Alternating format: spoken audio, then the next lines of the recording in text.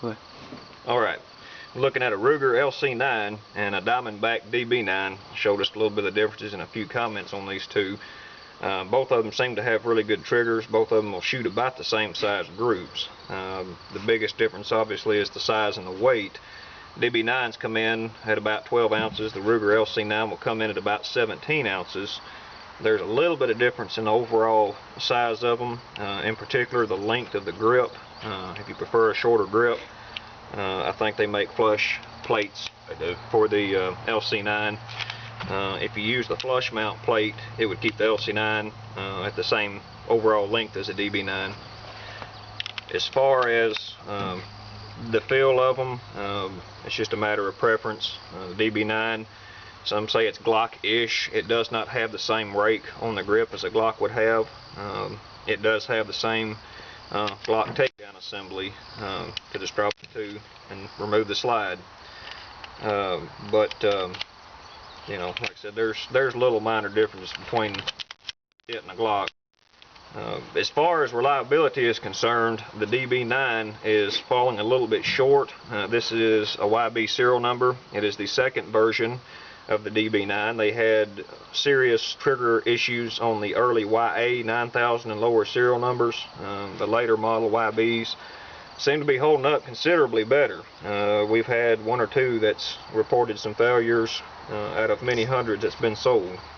And you're going to run into that anytime it's a new product. DB Firearms is in Cocoa, Florida. They're a fairly new company. They've only been out just a couple of years.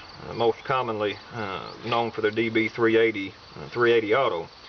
And what the DB9 will do is give you a same size 380 package, but give you full power 9mm. Now let me emphasize or touch on that just a moment. One thing you absolutely cannot do under any circumstances on any DB9 is shoot plus P ammunition. The Ruger LC9 is plus P rated. The DB9 is not. There is a YouTube video out there where somebody has literally exploded a DB9. It busted off the trigger guard. It split the barrel in two. Simple, easy way to prevent that is do not use plus P ammunition. And I will illustrate just a little bit as to why that is such an issue. The barrel, in order to keep the weight down on DB9, is about as thin as you can possibly have a barrel and it still be safe to shoot. Standard pressure ammunition, absolutely no problem whatsoever. You will never have a failure. Plus P, and you're taking your life in your own hands. It's just not stout enough. To have a 12-ounce pistol, you got to have some kind of sacrifice somewhere, and that was their sacrifice, is losing the ability to shoot full house plus P ammunition. Like I said, the Ruger LC9 has definitely got a point up on that, as you can shoot plus Ps through the LC9. Even though this is just marginally heavier, like I said, I think they rate them at 17 ounces. In practical everyday carry, it's a moot point. It does not really matter. One thing that the Ruger LC9 has that I really like over a DB, DBs do not have the slide stop on the last shot, whereas an LC9 does keep the slide back rather on the last shot.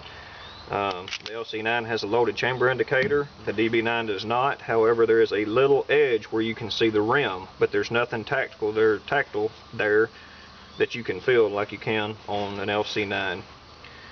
But it's just kind of a matter of preference. If I was to go back and buy another one, would I buy either one of these? Absolutely not.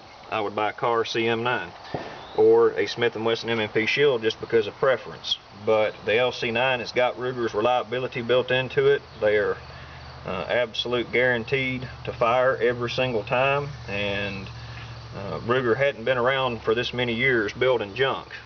DB, we'll just have to wait and see how long these will hold up.